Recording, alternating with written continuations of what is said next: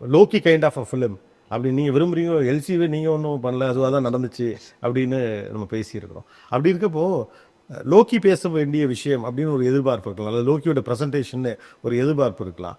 அதற்குள்ளே வந்து ஒரு பெரிய ஸ்டார்டம் இருக்கக்கூடிய ஒரு ஸ்டார் மட்டும் இல்லை, ஸ்டார்ஸ் இருக்கிறப்போ இது ரெண்டும் எப்படி இந்த கதை சொல்லலுக்குள் பேலன்ஸ் பண்ணுங்க?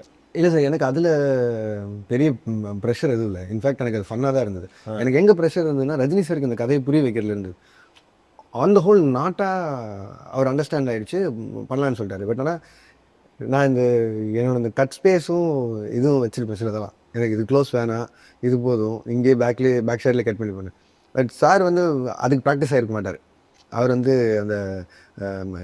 டிபிக்கல் ஃபார்மேட்டில் இப்போ க்ளோஸ் எடுத்துட்டாங்க, அடுத்து மிட்டு போவாங்க, அடுத்து வேறு ஏதாவது வைடு வைப்பாங்க, அந்த பாயிண்ட்ல இருந்திருப்பார்.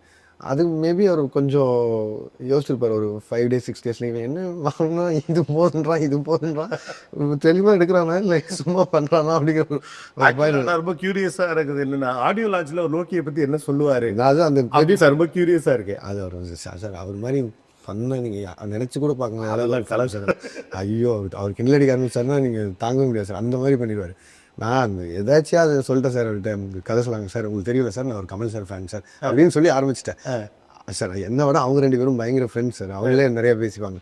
நான் அது எதாச்சும் சொல்லிட்டேன். டப்பிங் முடிஞ்சு போகும்போது அசிஸ்டன்ட் செக்ரட்டரி சொன்னார், இவர் கதை சொல்ல வரும்போது ஃபஸ்ட்டு என்ன சொன்னார் கேளுங்க. நானும் மறந்துட்டேன் என்ன சொல்ல வராரு, என்ன சார் கதை ஆரம்பிக்கிறதுக்கு முன்னாடி நான் ஒரு கமல் சார் ஃபேன் அப்படின்னு சொல்லிட்டு ஆரம்பிச்சார் அப்படின்னு சொல்லி சொன்னேன். எல்லாம் சிரிச்சுட்டு இருந்தாங்க.